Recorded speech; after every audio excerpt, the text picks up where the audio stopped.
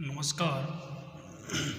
आज हम बीएड द्वितीय वर्ष 8th paper knowledge and curriculum ज्ञान और पाठ्यचर्या के अंतर्गत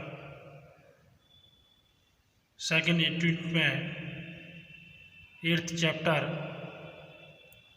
आधुनिक मूल्यों जैसे समता व समानता, अवसर व सामाजिक न्याय व गरिमा के संबंध में शिक्षा, अंबेडकर के संदर्भ में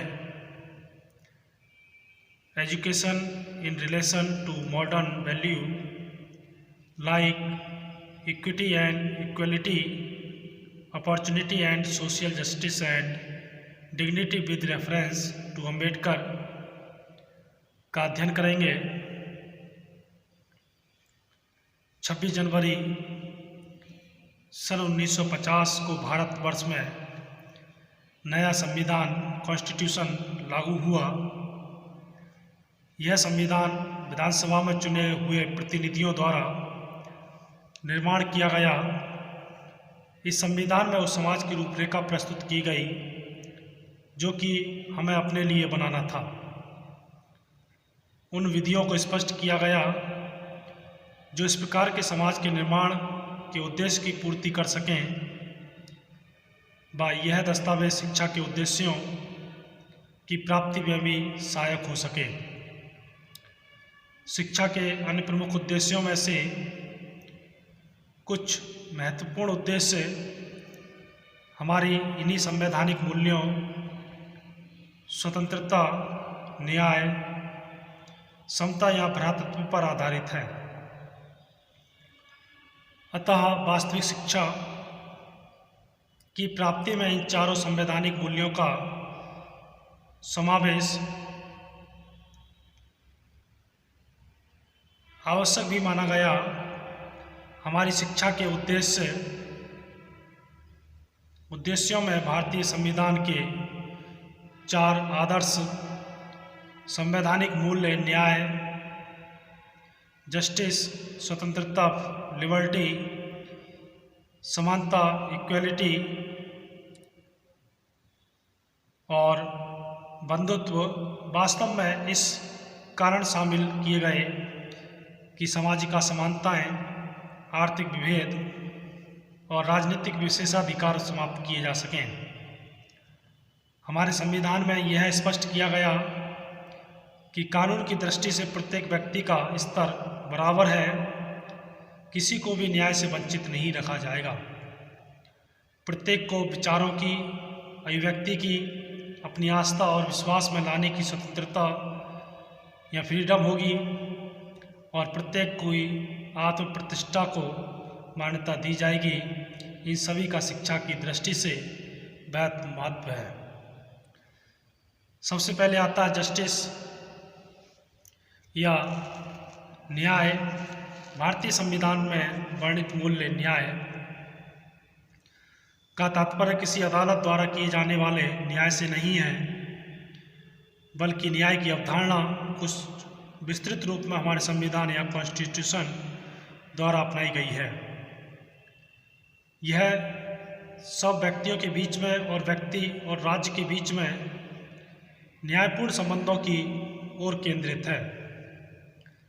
संविधान न्याय को सामाजिक, आर्थिक और राजनीतिक क्षेत्रों में प्रदान करने पर बल देता है, क्योंकि इन सभी क्षेत्रों के न्याय से ही शिक्षा का अधिकार, राइट टू एजुकेशन, सभी को समान रूप से प्राप्त हो सकता है। सबसे पहले इसी के अंतर्गत आता है सामाजिक न्याय, सोशल जस्टिस। सामाजिक न्याय से तात्पर्य है समाज में असमानताओं को दूर करना और सामाजिक समता की स्थापना करना। यह प्रत्येक व्यक्ति को शिक्षा द्वारा समाज में उचित स्थान प्राप्त करने का विश्वास दिलाता है और इस समान स्तर को प्राप्त करने में आने वाली कठिनाइयों को दूर करने की प्रेरणा भी देता है। सामाजिक न्याय, सोशल जस्टिस को प्रभावी बनाने हेतु संविधान में यह व्यवस्था की गई कि राज्य किसी भी नागरिक में धर्म, प्रजाति, जाति, लिंग भेद का जन्म स्थान के आधार पर विभेद नहीं करेगा और इसी प्रकार व्यक्ति को इन सभी आधारों पर राज्य की किसी भी सेवा में नियुक्ति के लिए अयोग्य नहीं समझा जाएगा। यदि हम शिक्षा में भी सामाजिक न्याय के मूल्य का अनुसरण करते हैं तो हमें अपनी शैक्षिक संस्थाओं का संगठन इस प्रकार करना चाहिए कि उनके दरवाजे देश के किसी भी नागरिक के लिए हमेशा खुले रहें। हमारे राष्ट्र में कोई भी शैक्षिक संस्था जो राज्य द्वारा संचालित है वह किसी विशेष धर्म, जाति या प्रजाति या क्षेत्र के लिए ही केवल आरक्षित नहीं की जा सकती है। अतः इस संवैधानिक मूल्य के अनुसार विद्यालयों में किसी भी प्रकार का भेदभाव समाज के विभिन्न वर्गों या जातियों में नहीं किया जा सकता। दूसरे नंबर पर आता है आर्थिक न्याय, इकोनॉमिक जस्टिस। आर्थिक न्याय से तात्पर्य है प्रत्येक व्यक्ति को संपत्ति को अर्जित करने का, रखने का और उपयोग करने का अधिकार है एवं वह कोई भी व्यवसाय अपने विकल्प के अनुसार अपना सकता है। एजुकेशन या शिक्षा के क्षेत्र में यदि हम सामाजिक न्याय की बात करें तो इसका अभिप्राय यह है कि राज्य किसी को भी किसी भी प्रकार की जीविका चुनने के लिए बाध्य नहीं कर सकता है। अतः उसका कार्य है कि वह सभी प्रकार के व्यवसायों हेतु उचित शिक्षण प्रशिक्षण की व्यवस्था करे तथा सभी को अपनी मर्जी के अनुसार व्यवसाय चुनने की स्वतंत्रता प्रदान करे और उन्हें उनकी योग्यता के अनुसार प्रशिक्षण या ट्रेनिंग के अवसर दे। अगला है राजनीतिक न्याय या पॉलिटिकल जस्टिस। प्रत्येक व्यक्ति जो 18 वर्ष से अधिक आयु का हो उसे वोट देने का अधिकार है, राइट है। वह राज्यसभा या लोकसभा के लिए अपने प्रतिनिधि का चुनाव कर सकता है। शिक्षा की दृष्टि से भी यह प्रावधान महत्वपूर्ण है क्योंकि इस अधिकार ने शिक्षा व शिक्षकों के ऊपर जनतंत्र या डेमोक्रेसी के लिए उत्तम नागरिकों को बनाने का उत्तरदायित्व डाल दिया है ताकि उन्हें प्रदत्त वोट के अधिकार का दुरुपयोग न हो सके। इसी प्रकार इस संवैधानिक मूल्य के अनुसार प्रौढ़ों को भी वोट देने का अधिकार मिल गया, जिससे प्रौढ़ शिक्षा, दूरस्थ शिक्षा, डिस्टेंस एजुकेशन, खुली शिक्षा, ओपन एजुकेशन और ओपन स्कूल प्रणाली को भी बल मिल गया। तो ये था न्याय, जस्टिस। और इसी क्रम में आगे आता है स्वतंत्रता या लिबर्टी। हमारा संविधान प्रत्येक नागरिक को स्वतंत्रता का अधिकार देता है। संविधान के अनुच्छेद 19 से 22 तक स्वतंत्रता के अधिकारों का वर्णन किया गया है, जिसके अनुसार उन्हें भाषण देने, विचार प्रकट करने, कहीं भी घूमने, संपत्ति खरीदने व बेचने में व किसी भी प्रकार के व्यापार को चुनने की स्वतंत्रता है। परंतु इन पर तब बंधन भी लगाए जा सकते हैं जब इससे किसी संघ या संस्था को अशांति फैलने का डर हो या देश की प्रभुसत्ता या अखंडता के लिए खतरा पैदा हो।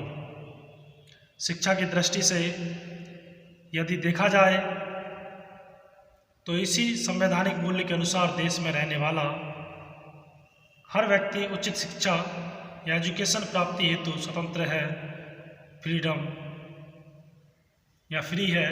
राज्य के फंड द्वारा संचालित शैक्षिक विद्यालयों में, एजुकेशनल इंस्टीट्यूट या स्कूल्स में किसी भी धर्म का शिक्षण नहीं दिया जा सकता है